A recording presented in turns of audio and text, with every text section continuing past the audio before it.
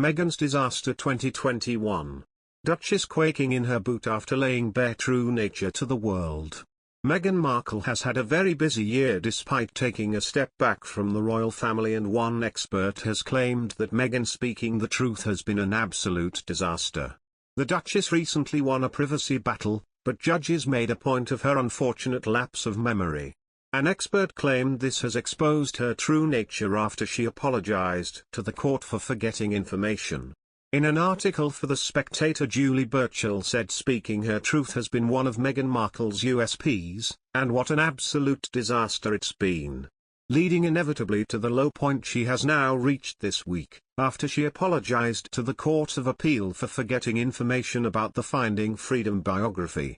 For there are not different truths for different people. There is one true version of events. The Duchess had been assumed to have quit her acting career in order to spend more time with her merchandise. Perhaps she was actually performing her most convincing role yet, that of a loving daughter unwillingly estranged from her darling dad, distraught when the clammy claws of the press got their hands on private correspondence. But now her former communications secretary, Jason Knauf, has thrillingly blabbed that the letter the Duchess wrote to her father appeared to have been stage-managed for public performance, having texted him, "Obviously everything I have drafted is with the understanding that it could be leaked, so I have been meticulous in my word choice." And then of course her poor addled dad hit back. It's like when the Beatles broke up and John and Paul kept recording bitchy songs about each other rather than sit down in a room and have it out. Despite her denial of any involvement with the book, the Duchess has had her memory jogged after Mr. Knauf testified that the book was discussed on a routine basis by the Duchess. Some particularly sickening messages from Markle to Knauf on calling her father daddy, given I've only ever called him daddy it may make sense. And in the unfortunate event that it leaked it would pull at the heartstrings. And, it oiled over every detail which could be manipulated. And if he leaks it then that's on his conscience, sick, but at least the world will know the truth. Words I could never voice publicly. She also appears to have briefed the authors on her relationship with her half-siblings, including that her half-sister Samantha had lost custody of all three of her children by different fathers, which Samantha disputes. Let's hear it for sisterhood. The Duchess has provided several excuses for denying any contact with Scobie and Durand during the Associated Newspapers case.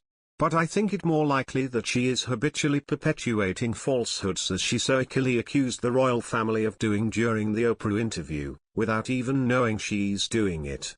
When she claimed that she and Prince Harry had had a private wedding before the nasty big common one that supposedly cost us plebs £30 million, was she telling the truth?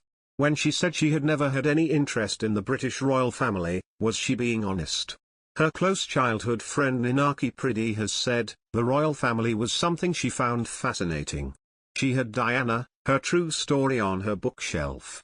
I wasn't shocked or even surprised to hear about Prince Harry. I know she used to love the Princess Diaries, films about a commoner who becomes part of a royal family. She was very taken with that idea. Dishonorably, Markle has used the very real evils of racism and misogyny to conceal her true mission, ceaseless promotion of herself to a level of sainthood, or at least Oprahhood. But the curtain has been pulled aside and, as with the Wizard of Oz, we see the C-list actress, growing old in a profession obsessed with youth, manipulating a damaged and dim young man for her own ends. In short, what I memorably named the grabdication.